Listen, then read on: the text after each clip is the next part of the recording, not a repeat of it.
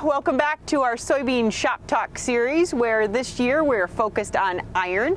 I'm Janna Fritz, the CEO of Michigan Soybean. We're back again today in Memphis, Michigan with John Peters. John, thanks again for joining us. Thanks for having me. So today we're going to talk about the tractor. So John, tell me about the Quadtrac, tell me about the tanks, tell me what we got going behind us here. Well, basically the price of crops are so high you have to spend money.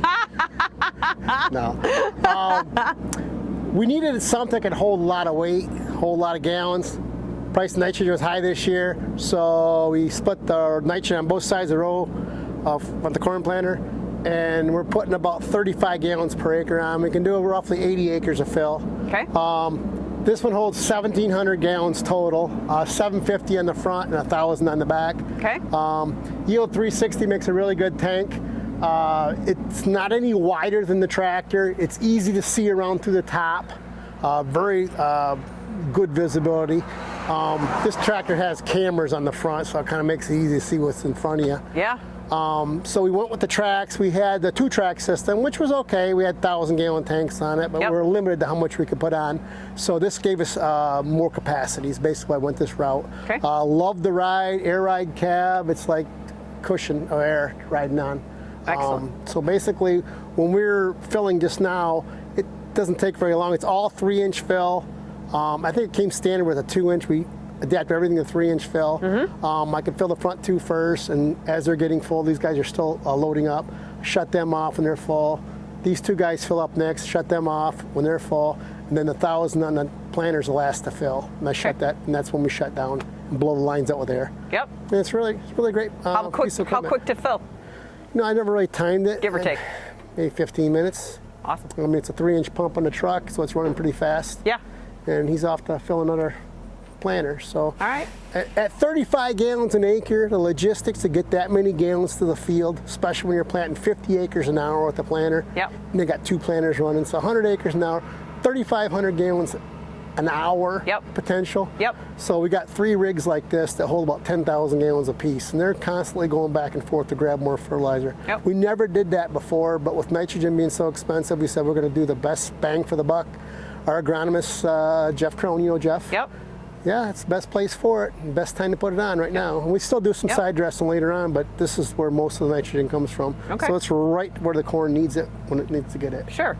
So talk to us also about your soybean fertilizer program then. What are you doing for soybeans? Basically variable rate. All the fields are spread in the fall, so your potash and your phosphate are put on in the fall, variable rate. We sample by soil type in a field, no bigger than 10-acre grids. By soil type. Yep. So it's all prescription spread in the fall. Okay. So all our ground that's scheduled to go into beans has already been fertilized. We'll typically go on our soybeans at about R2 to R3 to R5, 6. That's when we put our foliar on. Yep. And then we put our fungicide. Okay. And that's that. Unless it's a white mold issue, then we do first flower, second flower. Okay. So we do have farmers who have issues. We'll spray fungicide 3 times. Sure. And it's not uncommon to get 75 bushel beans. Good. You know, if you do a good program and Mother Nature works with you. Absolutely. Yeah. Great.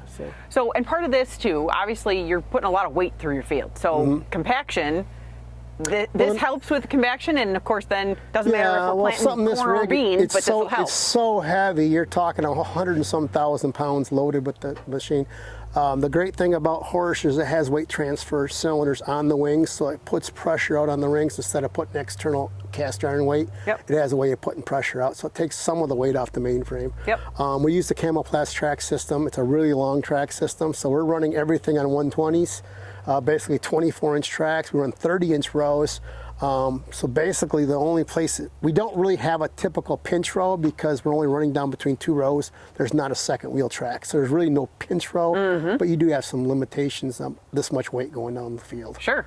But with a 60-foot span and a little bit amount of compaction next to the 4 primary rows in the middle, it hasn't been an issue. Basically, when you're harvesting, you don't see any yield reduction to speak of at all. Good. And then with the Pro Tracker hitch we have on it, it is like dead on straight. So we spray with 120 booms. We're planting with 60-foot planter, high speeds. It's right on. You can hardly find a deguess row when you're harvesting, other than maybe you went around something. But yeah, it's a great system for what we got going on. So. Good. Yeah. Good. Our bean planter is a 4815. It's also made by Horsch, so it's 15-inch spacing. It's a high-speed planter. If you go on YouTube, you'll see a video of it running. Okay. And it's pulled by a 500 Quadtrac. We got a genius for electric software here on the farm and at the dealership. And basically, he married up a John Deere section controller, which Horsch plugs in isobus.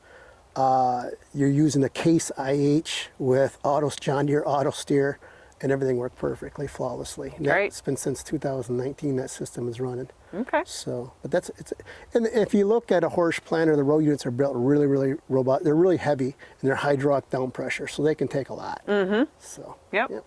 All right. Great. Anything else as far as the bells and whistles relative to this tractor? There's a lot to keep track of. I wish it was simpler, but anymore, nothing's simple. It seems like everything's kind of complicated. No. I mean, the other planter guy that's in this field right now, we have machine sync, so his planter sees where I planted, I see where he's planted. Apparently mine's not turned on. He says, I got to activate it. So I got to go in there. He wanted to know if I knew how. So that you know you're not overlapping in the field? All right. So basically we'll get that up and running, and he plants his half, I plant my half, and we go on to the next farm. Good. So. Good. All right. Thanks a lot. Thank you very much for spending time with us. No problem. If you or someone in your neighborhood has some iron that you'd like to feature or you'd like to learn more about, give our soybean office a call. We'd be happy to feature it on a future edition of Soybean Shoptalk. Thanks for joining us.